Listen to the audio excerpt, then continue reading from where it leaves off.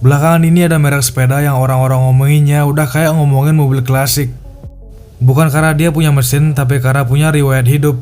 Dan yang lebih gila, sepeda ini buatan Indonesia, sempat masuk Eropa, sempat jadi legenda, lalu dibunuh juga sama Eropa. Namanya Federal. Kalau kamu sekarang lihat Federal dijual dengan harga yang kadang nggak masuk akal, itu bukan karena orang Indonesia tiba-tiba jadi halu. Ada alasan historis, ada alasan teknis, dan ada alasan emosional, dan semuanya nyambung guys.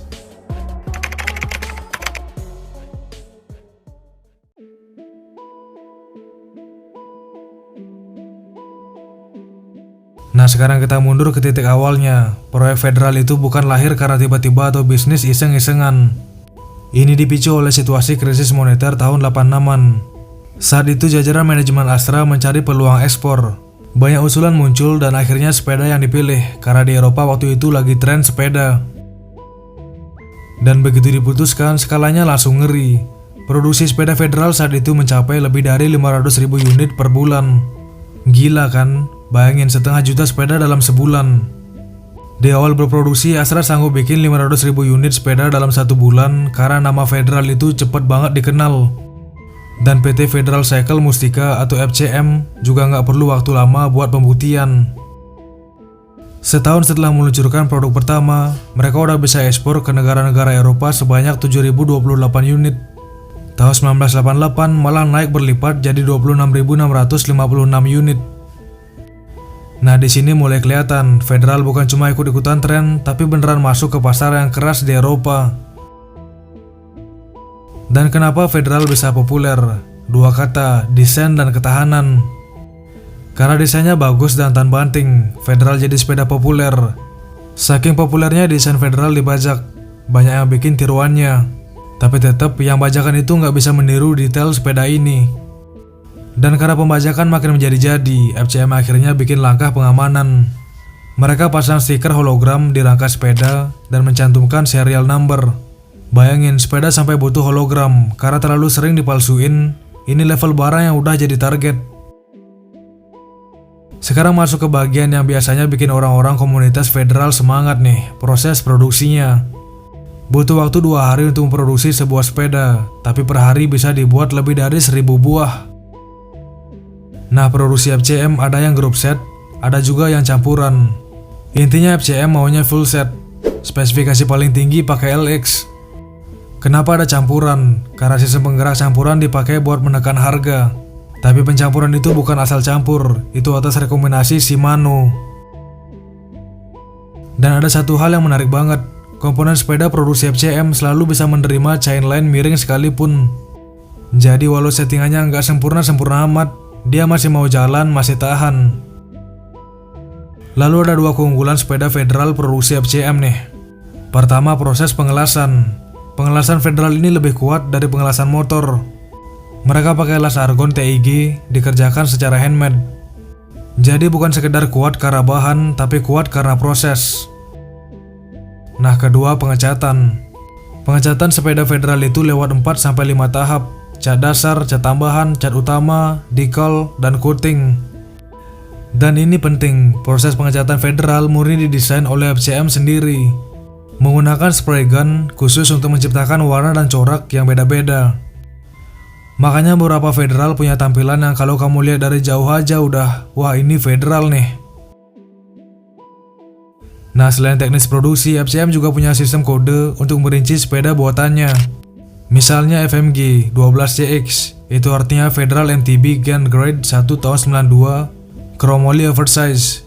Dan logikanya simple, semakin kecil angka grade, semakin bagus spesifikasinya. Ini detail yang kalau kamu lagi hunting Federal, kode ini bisa jadi pembeda nasib.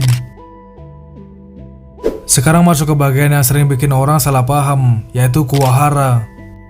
FCM juga membuat kuwahara, misalnya M4.5, M4.0, M3.5, dan mereka juga bikin seri Federal dan kuwahara khusus untuk pameran luar negeri.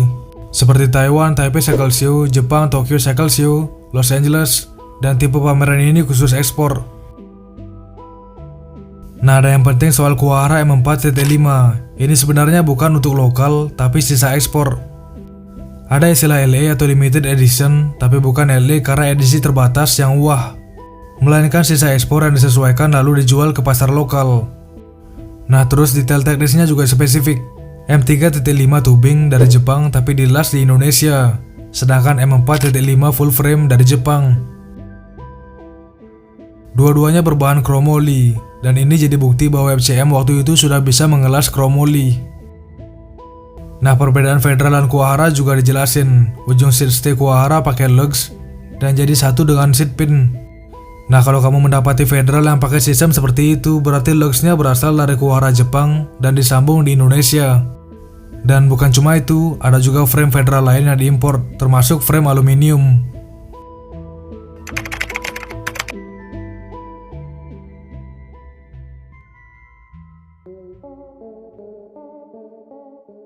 Sekarang kita lihat konteks persaingan saat itu. Saingan Federal saat itu cuma Ensrasena, Polygon, dan Whimsical. Tapi mereka mainnya di sepeda mini, balap, dan jengki. Sedangkan Federal ini yang mengawali jenis MTB, sampai akhirnya orang menyebut MTB sebagai Federal. Ini menarik, sampai nama merek jadi nama kategori. Ibarat mau beli air mineral merek apapun, pasti nyebutnya Aqua. Nah, setelah semua kejayaan itu datang bagian tragisnya nih. Federal mati bukan karena kalah kualitas, tapi karena isu dumping. Masyarakat Ekonomi Eropa atau MEE menganggap FCM menjual sepeda di luar Indonesia lebih murah daripada di dalam negeri. Dan buat yang belum tahu apa itu MEE, ini adalah singkatan dari Masyarakat Ekonomi Eropa. Dalam bahasa Inggris dikenal sebagai European Economic Community. Ini adalah organisasi ekonomi negara-negara Eropa sebelum akhirnya berkembang menjadi Uni Eropa, seperti yang kita kenal sekarang. Nah, tugas utama MEE waktu itu mengatur perdagangan antar negara Eropa, melindungi industri dalam negeri Eropa, mengatur aturan impor, ekspor, dan tarif, menindak praktik yang dianggap merugikan pasar Eropa, salah satunya dumping. Nah, kenapa mereka sampai turun tangan? Karena sepeda Federal mengganggu produsen sepeda Eropa. Federal terkenal kuat, tahan lama, dan kompetitif. Industri sepeda Eropa merasa terancam.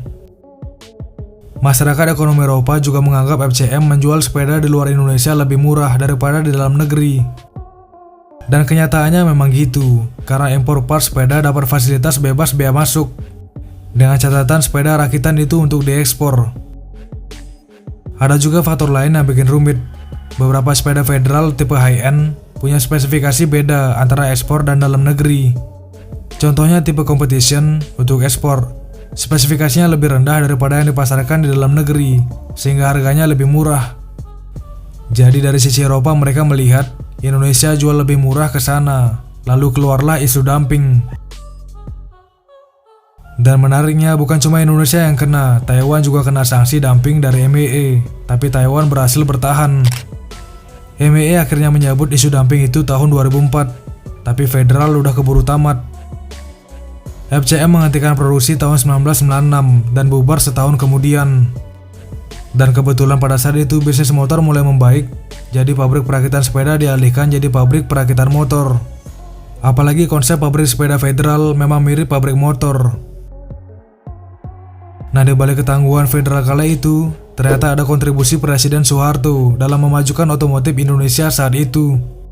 Para desainer asal Indonesia disekolahkan ke Jepang supaya dapat sepeda berkualitas sesuai keinginan sang presiden. Keseriusan Presiden Soeharto untuk mengembangkan sepeda ini sangat serius.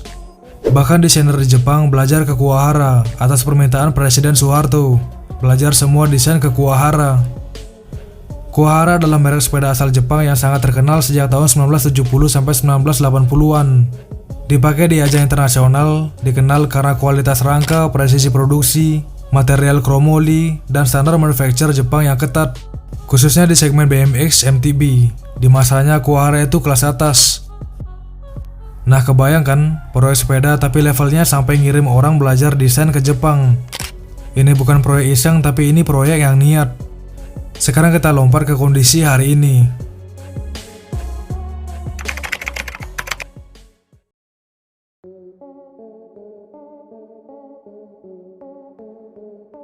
Nah, belakangan ini pecinta sepeda masih memburu Federal orisinil maupun rangka Federal, dan rela dibeli dengan harga fantastis, bisa sampai 20 jutaan per unit. Sampai sini logika kenapa mahal mulai berbentuk, tapi belum selesai. Karena ada pertanyaan yang sering muncul, Astra bakal bikin Federal lagi atau enggak? Di dalam negeri, sepeda Federal itu dulu diproduksi oleh PT Astra International Tbk melalui anak usahanya PT Federal Cycle Mustika. Dan ketika tren permintaan sepeda makin tinggi, pertanyaan itu jadi makin sering ditanyain. Nah, Head of Corporate Investor Relation Astra, Tira Ardianti pernah bilang, dulu Astra memang produksi sepeda Federal, tapi lini bisnis itu udah berganti jadi produksi sepeda motor. Dan kalau ditanya soal kembali ke bisnis sepeda, saat ini Astra belum berpikir untuk terjun memproduksi sepeda. Pernyataannya juga jelas, untuk menggarap suatu bisnis, Astra butuh persiapan matang dan mempertimbangkan banyak hal. Karena Astra perusahaan besar dan tercatat di Bursa Efek Indonesia. Jadi sekalipun sepeda lagi populer, kembali memproduksi Federal itu bukan perkara yang mudah. Butuh waktu untuk persiapan dan pertimbangan. Artinya harapan itu ada, tapi bukan besok launching. Nah, sampai sini kamu bisa lihat kenapa Federal jadi legenda. Dia lahir dari krisis moneter, dibentuk untuk ekspor, produksi massal gila-gilaan, masuk Eropa, dipalsuin karena terlalu populer, punya standar produksi yang serius. Nah, kalau kamu pernah punya Federal, pernah lihat yang orisinil, atau malah lagi proses restorasi, tulis cerita di kolom komentar.